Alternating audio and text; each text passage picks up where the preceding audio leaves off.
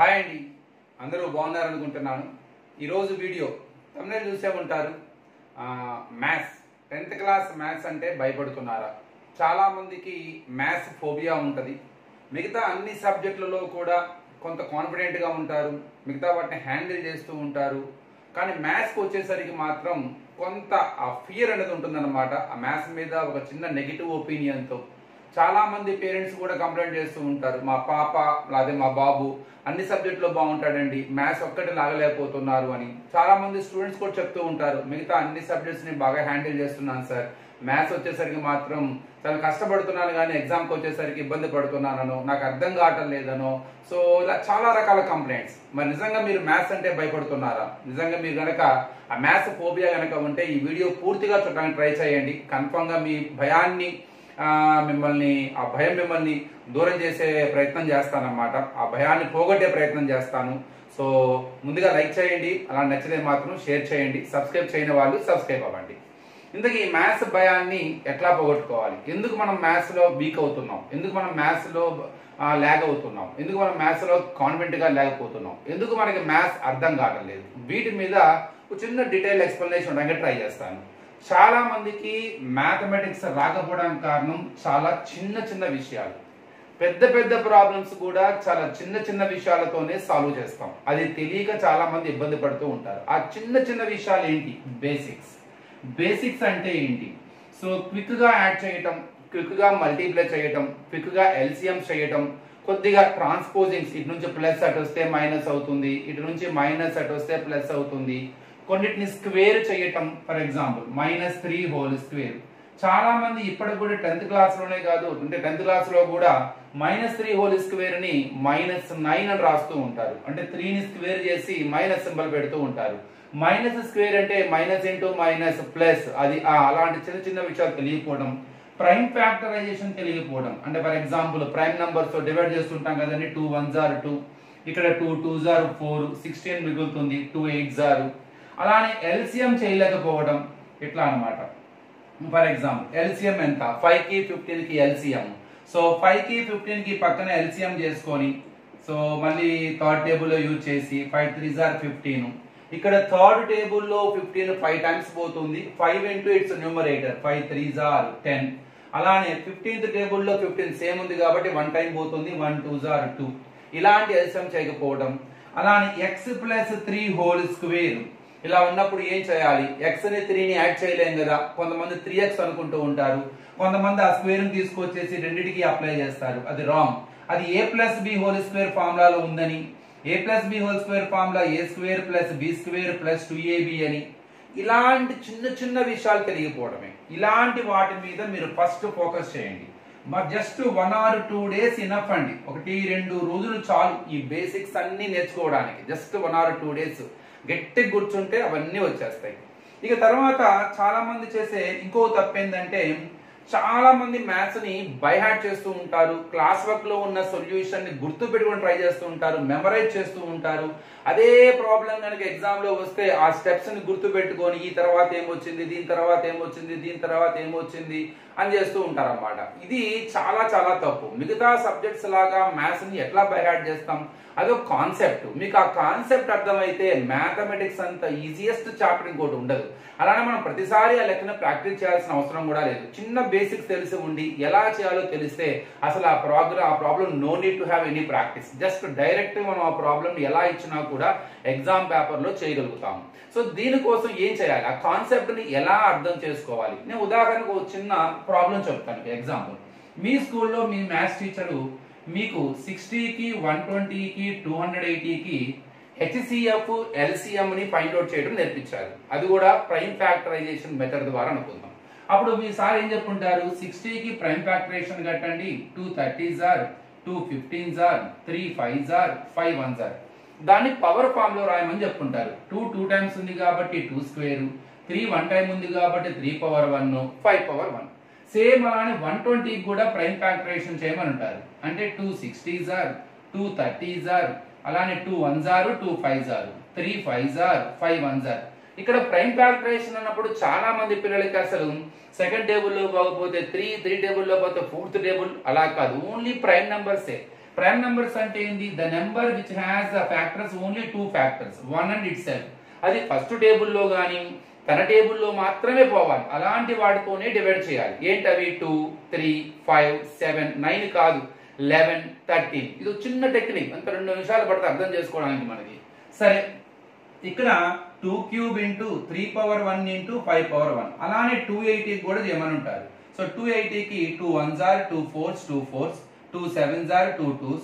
Second టేబుల్లో 7 రాదు, 2 3s are 6, 1 remainder 2 carry, 2 6s are 2 1s are 2, 1 remainder 6 carry 16 అవుతుంది, 2 8s are 2 9s are 3 3s are 3 1s are 2 power 5 into 2 power 5 into 3 square. ఇది మనకి general గా మీ ప్రతి maths teacher స్కూల్లో చెప్పేది. ఇప్పుడు వాళ్ళు హెచ్సిఎఫ్ కడతానికి ఎల్సిఎం కడతానికి ఒక టెక్నిక్ చెప్తారు. హెచ్సిఎఫ్ ఏం చెప్తారు?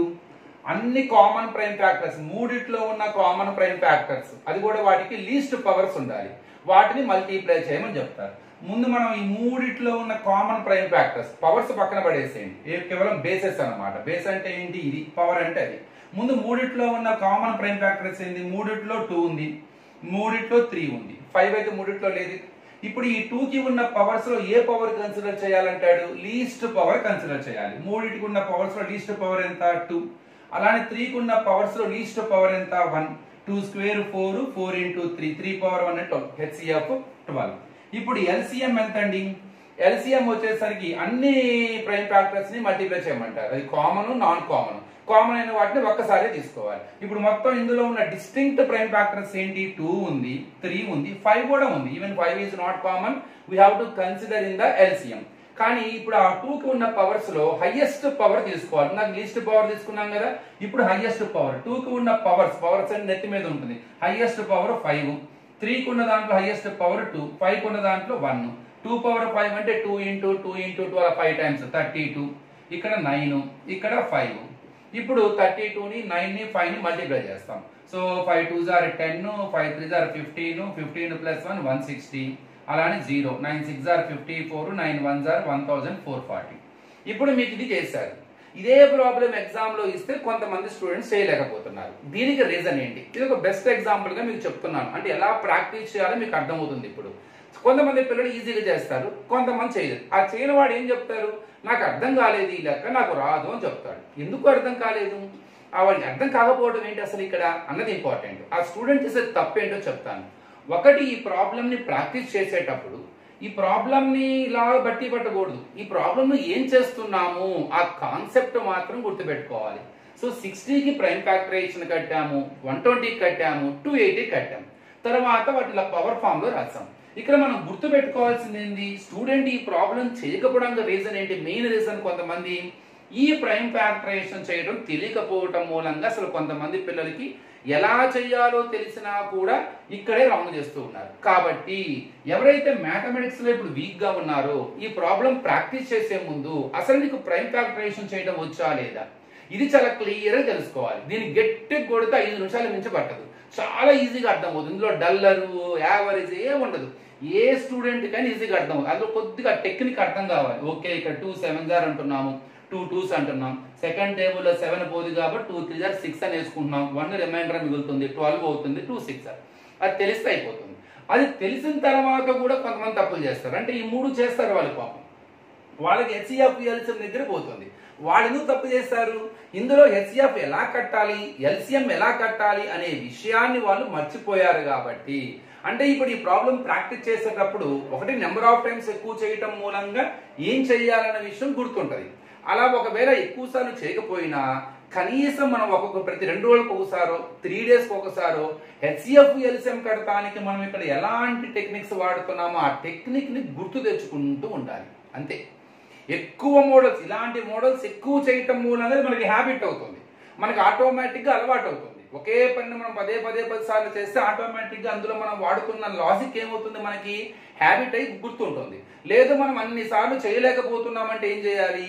ఏం చెయ్యాలన్న విషయాన్ని అయినా కనీసం గుర్తుపెట్టుకోవాలి. అంటే ఏంటి? చాలా సింపుల్ అండి. సడన్ గా మీరు ఇంట్లో టీవీ చూస్తున్నా, లేదు భోజనం చేస్తున్నా, లేదు నడుస్తూ ఉన్నా, ట్రావెల్ చేస్తున్నా, స్కూల్ బస్సులో ఉన్నా, తిరిగి ఇంటికి వచ్చేటప్పుడైనా ఎక్కడున్నా సరే ఒక చిన్న మైండ్ ఒక ఫ్రాక్షన్, ఒక 1 minute అనమాట హెచ్సిఎఫ్ ఎలా కడతాం, కామన్ ప్రైమ్ ఫ్యాక్టర్స్ అన్నిటినీ రాసుకొని వాటికి లీస్ట్ పవర్స్ మాత్రమే కన్సిడర్ చేసి వాటిని మల్టీప్లై చేస్తే హెచ్సిఎఫ్ వస్తుంది. అంటే product of common prime factors with least powers. LCM ఎలా కడతాం? అన్ని ప్రైమ్ ఫ్యాక్టర్స్ రాసుకోవాలి, వాటికి హైయెస్ట్ పవర్స్ ని కన్సిడర్ చేసుకోవాలి, వాటిని మల్టిప్లై చేయాలి. అంటే product of all the prime factors which are common which are not common with highest powers. అంతే. ఈ విషయం గుర్తున్నోడు ఎగ్జామ్ లో ఎక్కడ కంగారు పడకుండా చేస్తాడు. ఆ విషయం మర్చిపోయినోడు ఇక్కడికి వచ్చి ఆలోచిస్తూ ఉంటాడు. ఇది సింపుల్ టెక్నిక్ అన్నమాట. ఈ టెక్నిక్ తెలియక చాలా మంది ఇబ్బంది పడుతుంటారు. మ్యాథ్స్ ని నేర్చుకునే విధానం ఇది. అంతే తప్ప ఈ లెక్కను 10 సార్లు చేస్తే ఏమి రాదు, వేస్ట్ కూడా, మనకు ఆ వాల్యూస్ కూడా రాదు ఎగ్జామ్ లో. కాబట్టి ఈ లెక్కను 10 సార్లు చేయడం కన్నా హెచ్సిఎఫ్ ఎలా కట్టాలి, ఎల్సిఎం ఎలా కట్టాలి అనే విషయాన్ని ఒక 10 సార్లు గుర్తెచ్చుకుంటూ ఉండండి. ఇంతకుమించి ఏముంటుంది చాలా చెప్పండి. ఇది ఒక బెస్ట్ ఎగ్జాంపుల్ అన్నమాట మ్యాథమెటిక్స్ నేర్చుకోవడానికి. అంటే ఒక బేసిక్ ని నేర్చుకున్న తర్వాత మ్యాథమెటిక్స్ చాలా ఈజీ అయిపోతుంది. ఇక్కడ ప్రైమ్ ఫ్యాక్టరేషన్ ఎలా చేయాలని తెలిసిన వాడు చేయాల్సిన పని ఆ హెచ్సిఎఫ్ ఎల్సిఎం ఎలా ఫైండ్ అవుట్ చేయాలన్నదే ఇక్కడ ఇంపార్టెంట్ అన్నమాట. అంతే. ఇంకా నెక్స్ట్, చాలా మంది ప్రాబ్లమ్స్ ప్రాక్టీస్ చేయమంటే క్లాస్ వర్క్ ఎదురు పెట్టుకొని అదే ప్రాబ్లమ్ 2 సార్లు 3 సార్లు అలా చేస్తూ ఉంటారండి. అది తప్పు ఎప్పుడు కూడా. అది చాలా రాంగ్. ఒక ప్రాబ్లమ్ ని చేసేటప్పుడు ఓన్ గా చేయడం అంటే చూడకుండా చేయటం కాదు. ప్రతి స్టెప్ కి ఒక ప్రాపర్ రీజన్ తెలుసుకోవడం. ఆ ప్రాపర్ రీజన్ తెలిస్తే అలానే కొన్ని ఫార్ములాస్ తెలియటం. ఫర్ ఎగ్జాంపుల్ మీకు పాలినామియల్స్ చాప్టర్ అయిపోయి ఉంటుంది. ఇలా ఒకటి అడిగారండి, find the zeros of quadratic polynomial whose zeros are quadratic polynomial 6x square minus 7x minus 3, and also verify the relationship between the zeros and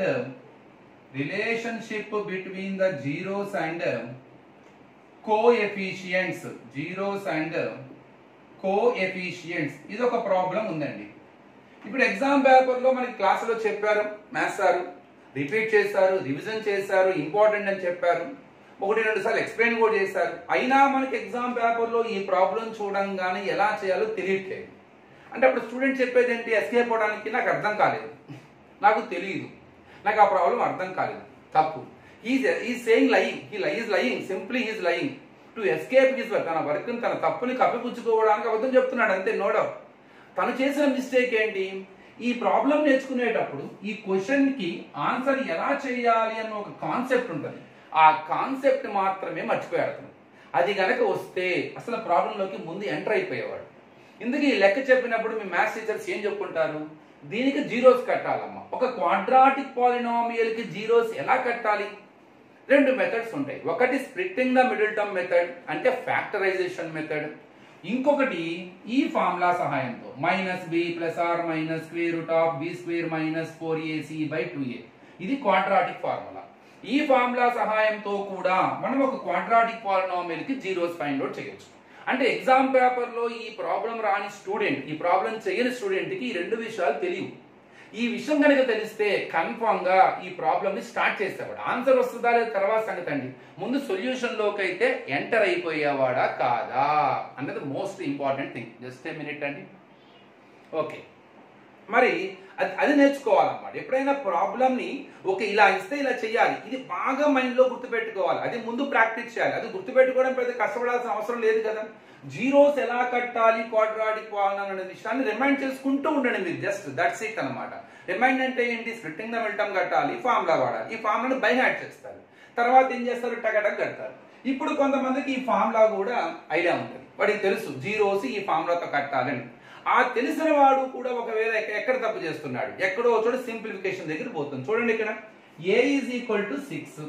కొంతమంది హడావుల్లో b వాల్యూని -7 అని రాసుకుంటారు, మైనస్ ని మర్చిపోతుంటారు. అదొకటి బాగా గుర్తుపెట్టుకోవాలి. c అన్నది కాన్స్టెంట్ -3, a అన్నది x² పక్కన ఉంటుంది, b x కోఎఫిషియంట్ అవుతుంది, చివరిలోది c. ఇప్పుడు తను ఏం చేస్తాడు, ఇక్కడ సబ్స్టిట్యూట్ చేయడానికి ట్రై చేస్తాడు. ఇక్కడ నెగిటివ్ సింబల్ మర్చిపోయిన వాడికి ఆటోమేటిక్ గా ప్రాబ్లం రాంగ్ అయిపోతుంది. సో వాడు తప్పు చేయడానికి, కొంతమందికి అసలు తెలియదు కాబట్టి ఎంటర్ అవ్వరు, కొంతమందికి పాపం తెలిసినా కూడా చేసే తప్పులు అన్నమాట. ఇక్కడ చాలా జాగ్రత్తగా ఉండాలి. ఇప్పుడు సబ్స్టిట్యూట్ చేస్తాడు, -7 plus or minus B square minus 7 whole square 4 into 6 into minus 3 by 2 into 6. Minus into minus ఏమైపోతుందండి, ప్లస్ అయిపోతుంది. అది బాగా విషయం తెలియాలి. ఇక్కడ కొంతమంది మైనస్ 7 హోల్ స్క్వేర్, ఇక్కడ కొంతమంది పాపం మైనస్ ఉంది, 7 స్క్వేర్ అంటే 49, సో మైనస్ 49 వేస్తారు. ఈ తప్పు చేస్తున్న స్టూడెంట్ కి ఒక బేసిక్ తెలియదు. ఏమని, మైనస్ 7 హోల్ స్క్వేర్ అంటే దీన్ని 2 టైమ్స్ మల్టిప్లై చేయాలి. Minus 7 into minus 7, minus into minus plus అయిపోతుంది. 7 ఇంటూ 7 49. ఈ బేసిక్ తెలియకపోవడం మూలంగా స్టూడెంట్ ఇక్కడ మైనస్ 49 రాస్తాడు. దానివల్ల పాపం ఆ ప్రాబ్లం రాంగ్ అయింది. అందుకే అన్నాను, చిన్న చిన్న బేసిక్స్ పెద్ద పెద్ద ప్రాబ్లమ్స్ ని సాల్వ్ చేయబోతున్నాయి. ఈ విషయం తెలుసుకోవాలి. మైనస్ స్క్వేర్ లో ఉంటే ప్లస్ అయిపోతుంది 49. కొంతమంది ఏం చేస్తారు, టక్కని మల్టిప్లై చేస్తారు. ఇక్కడ సింబల్స్ ఉన్నాయి, ఎన్ని ఇంటూ చేసే ముందు సింబల్స్ మల్టిప్లై చేయాలి. Minus into minus plus 4 6 are 24, 24 3 are 72 by 12. ఇక్కడ నెగిటివ్ సింబల్ మర్చిపోయిన వాళ్ళకి తప్పు వస్తుంది. ఇక్కడ మైనస్ సింబల్ వచ్చేస్తుంది. ఆ లోపల రూట్ వాల్యూ సరిగా రాదు, అక్కడితో ఆగిపోతారు. అంటే ఇక్కడ మనం చిన్న చిన్న విషయాల వల్లే మనకి తెలిసిన ప్రాబ్లమ్స్ ని మిస్టేక్ చేస్తున్నాం. ఇప్పుడు ఏమవుతుంది, 7 ప్లస్ ఆర్ మైనస్ యాడ్ చేస్తే 121 by 12. ఇక్కడ చాలా మందికి రూట్ కడతం తెలియకపోవడం వల్ల అయిపోయి 121 కి రూట్ అంటే ఏంటి, ఏ నంబర్ ని స్క్వేర్ చేస్తే 121 వస్తుంది. 6 6 are 6 square 6 6 are 36, 8 8 are 64, 9 9 are 81, 10 10 are 100, 11 11 are 121. ఆ మెథడ్ కూడా ఉంటుంది, ఎలా చేయాలి ఆ మెథడ్ కూడా నేర్చుకుంటే సరిపోతుంది. అంటే 7 ప్లస్ ఆర్ మైనస్ 11 by 12. ఇక్కడ నుంచి రెండు కేసెస్ వస్తాయి. x is equal to 7 plus 11 by 12, 18 by 12, 6 3s 6 2s. ఇంకో x వాల్యూ 7 మైనస్ 11 by 12 అంటే minus 4 by 12, 4 1s are 4 3s are minus 1 by 3. ఇలా జీరోస్ కట్టాం. అంటే ఒక క్వాడ్రాటిక్ ఈక్వేషన్ కి జీరోస్ ఎలా కట్టాలన్న విషయం తెలిస్తే, ఏ ఫార్ములాతో కట్టాలని ఐడియా ఉంటే ఈ ప్రాబ్లంకి ఎంటర్ అయినట్టేగా. అది చేయలేకపోతున్నాడంటే తనకు ఆ విషయం తెలియదు అని, ఆ విషయం తెలుసుకోవడమే మ్యాథమెటిక్స్. ఇప్పుడు ఇక్కడ రెండు ఆన్సర్లు, ఒక దాని ఆల్ఫా అని ఇంకొక దాని బీటా అని. ఇంకా ఈ రిలేషన్షిప్ ని ఎలా వెరిఫై చేస్తాం, ఈ రెండు యాడ్ చేయమంటారు ఫస్ట్ మీ maths teacher. 3/2 plus into minus పెడితే మైనస్ అయిపోతుంది, 1/3. ఎల్సిఎం చేస్తారు. ఇక్కడ మరి ఎల్సిఎం చేయకపోవడం మూలంగా తప్పు చేస్తారు. 2 కి 3 కి ఎల్సిఎం 6. సెకండ్ టేబుల్ లో 6 3 టైమ్స్ పోతుంది. 3 into its numerator 3 3s are 9. Third table లో 6 2 టైమ్స్ పోతుంది. 2 1s are 2, 7/6. రెండింటిని మల్టిప్లై చేయమంటారు. 3/2 ఇంటూ మైనస్ 1/3, 3 3 క్యాన్సిల్ మైనస్ 1/2. ఇదే సమ్, ఇదే ప్రొడక్ట్ మళ్ళీ మనము క్లియర్ గా ఏబిసిలు చూసి చెప్పేయచ్చు. మైనస్ బి బై ఏ, అక్కడ మైనస్ బి అంటే మైనస్ 7, ఏ అంటే 6, 7/6. C by A minus 3, C అంటే మైనస్ 3, ఏ అంటే 6. సో చూడండి, ఇక్కడ ఆల్ఫా ప్లస్ బీటా వచ్చిన ఆన్సర్ మళ్ళీ మైనస్ బి బై ఏ వద్ద వచ్చింది. ఆల్ఫా ఇంటూ బీటాకు వచ్చిన ఆన్సర్ సి బై ఏ వద్ద వచ్చింది. అందుకనే రిలేషన్ ఒకటి ఉందన్నమాట. Alpha plus beta is nothing but minus B by A, alpha into beta is C by A. Verification చేస్తాం. సో ఒక ప్రాబ్లం ని నేర్చుకునే విధానం ఇది. ఒక ప్రాబ్లం ఎలా చేయాలని తెలిస్తే మీరు ప్రాబ్లంలోకి ఎంటర్ అవుతారు. మీరు చేయాల్సిందల్లా ఆ మోడల్, ఆ కాన్సెప్ట్ ని మాత్రం గుర్తుపెట్టుకోవడానికి ట్రై చేయండి. అది గుర్తుపెట్టుకోకుండా నాకు మ్యాథ్స్ అర్థం కావట్లేదు చిన్నగా తప్పు చెప్పేసి ఒక చిన్న స్టేట్మెంట్ ఇచ్చేసి నాకు మ్యాథ్స్ అర్థం కావట్లేదు, నాకు మ్యాథ్స్ రాదు అనే విషయాన్ని చెప్పడం తప్పు అనమాట. So I hope you understood. Next వీడియోలో ఇంకో సిరీస్ ఆఫ్ వీడియోలు ఇంకొద్ది డీటెయిల్ ట్రై చేస్తాను. ఇక్కడ రెండు ప్రాబ్లమ్స్ ఎక్స్ప్లెయిన్ చేసి మిమ్మల్ని కన్సిడర్ చేశాను అనమాట. I hope you understood. మీకు డౌట్స్ ఉంటే కామెంట్ బాక్స్ లో చెప్పండి. తర్వాత వీడియోలో ఇంకొద్దిగా ఎలాబరేట్ గా మనము దీని గురించి మాట్లాడుకుందాం. Thank you.